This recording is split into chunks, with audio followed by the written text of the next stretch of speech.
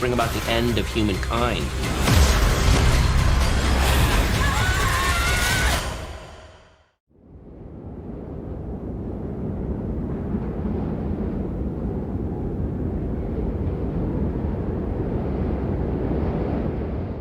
We are talking Ghostbusters Frozen Empire. This is directed and co-written by Gil Kernan, who directed the animated movie Monster House. It's co-written by Jason Reitman, who directed Ghostbusters Afterlife, to which this is a kind of direct sequel, and of course a sequel to the original Ghostbusters movies from the 80s as well. The action here takes place back in New York, like the original two movies, and kind of Egon's family have now tried to restart the kind of the Ghostbusters business. It's somewhat kind of spluttering, not really getting a lot of money for it. The wife, played by Carrie Coon, is now married to Paul Rudd's character from the original movie, and them and the two kids, a little bit older now, are out busting ghosts. The movie kind of once again focuses on McKenna Grace's Phoebe character as the kind of the main person in this family, 15-year-old girl who's kind of sidelined because she's deemed too young to be really kind of doing this kind of thing.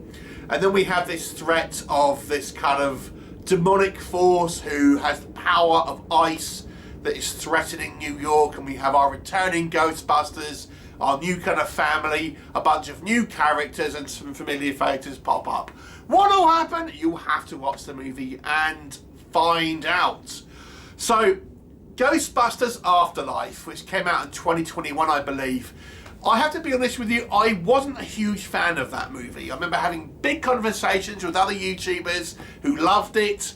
I didn't hate it, but I wasn't blown away for it. I could have rated it a 5 out of 10. I thought it was pretty forgettable, if I'm honest.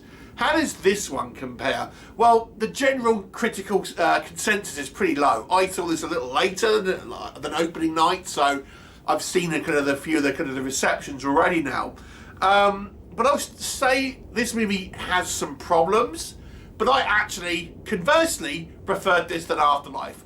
Not by loads. It doesn't touch obviously the original or even the second movie, if you ask me, but I think I preferred it to the Afterlife movie at the very least.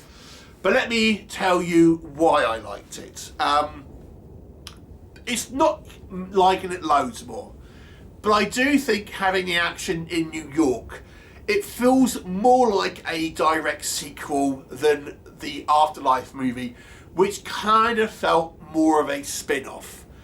I also like the fact that our bad guy, our big bad guy, is a completely new threat. Not kind of rehashing kind of like threats from previous movies. It's a completely kind of whole new threat, and you know, I have seen some criticisms about the kind of the bad guy, but the bad guy is no less developed than the likes of Gozer or kind of Vigo from the second film. The movie Ghostbusters was never really about the actual kind of like monsters and creatures. It was about the Ghostbusters. So I think this creature, it's kind of cool looking. I think it seems pretty powerful. I kind of quite like the aesthetic. It's CGI rather than a practical effect, obviously, and I think it's as well developed as I think it needs to be for a kind of a movie like this. I actually quite like some of the new additions to the cast here. Camille Nanjiani is a character that was introduced who's not a Ghostbuster, but he is a kind of an ally to the Ghostbusters in a way that will kind of be explained in the movie.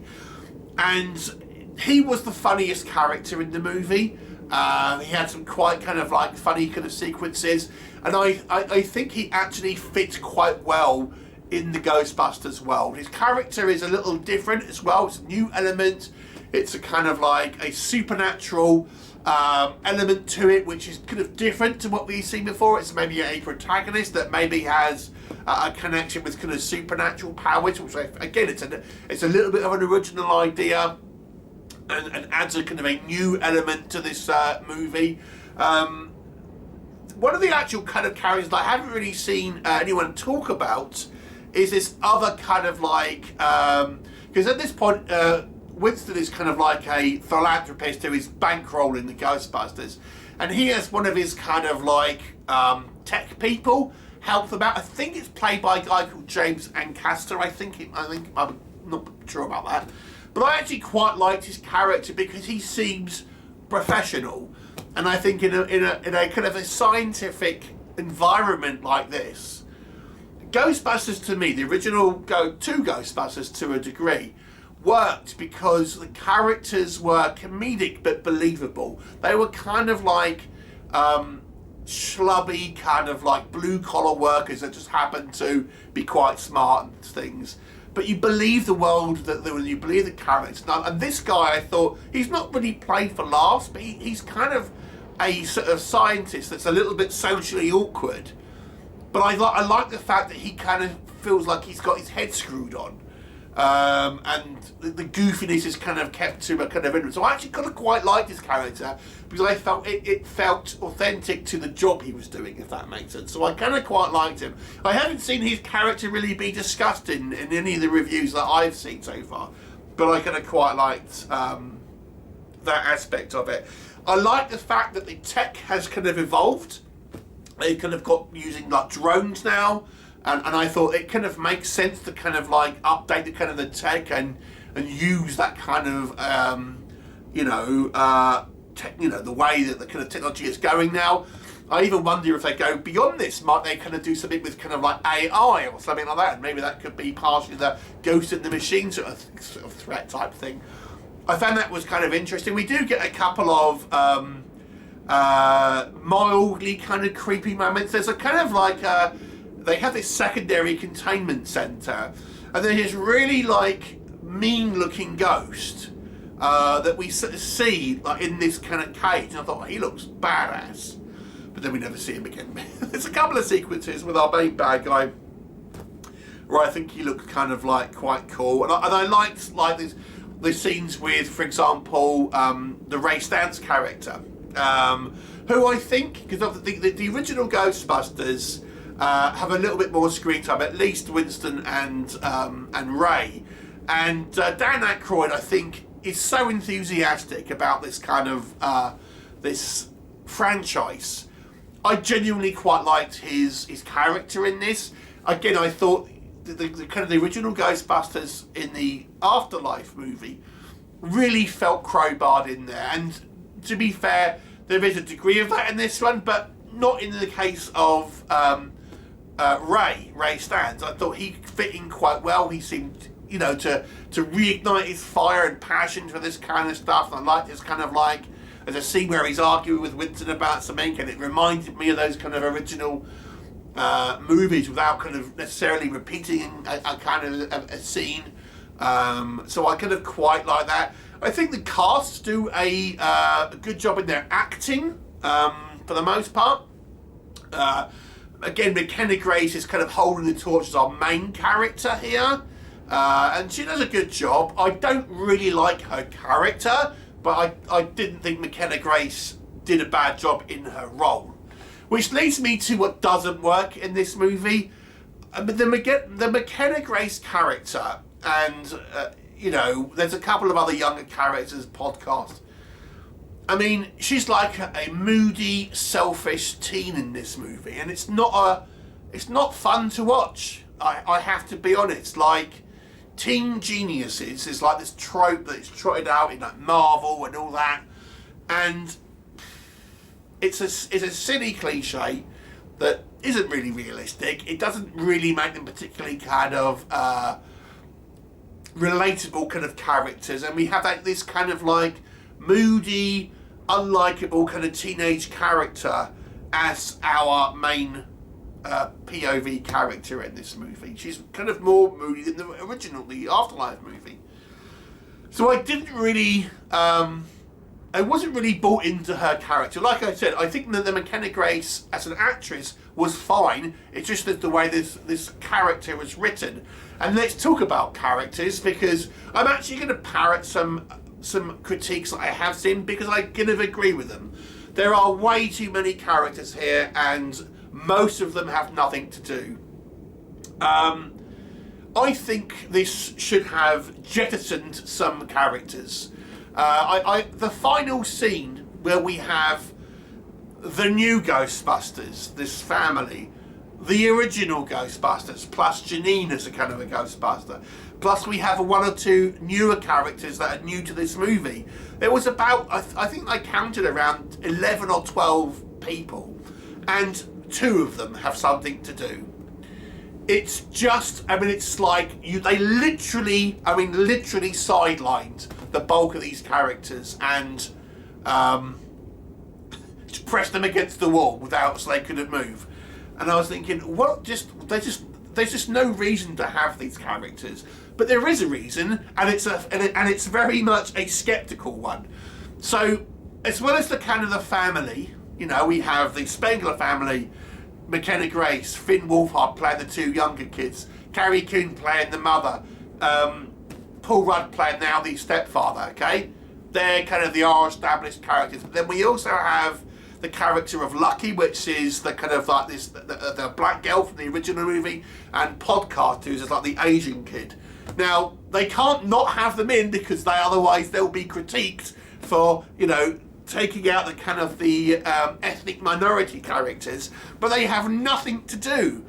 And they kind of painted themselves in a corner now where they have, you know, there's just way too many characters. There's nothing for them to do. So they come up, they have these useless kind of like sequences that don't result in anything. And they make the movie feel overstuffed, and the movie has to find scenes to have them, you know, exist in the kind of the movie.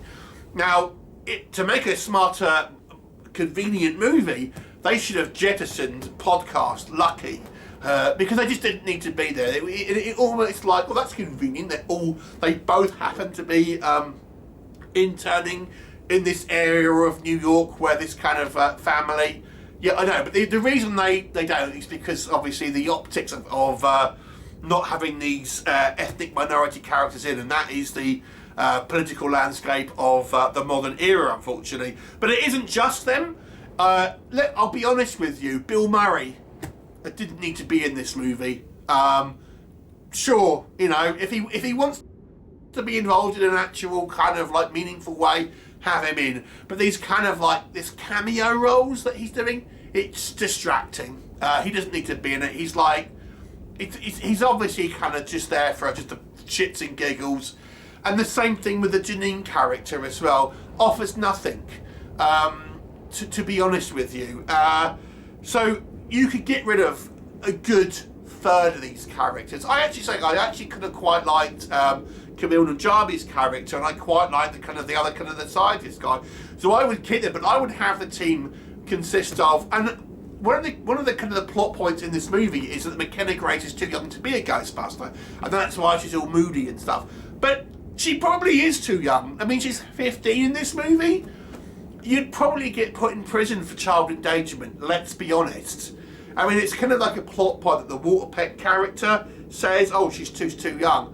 And let's be honest, he's right. So you would get done for child endangerment. I mean, let's not kind of dance around the subject there.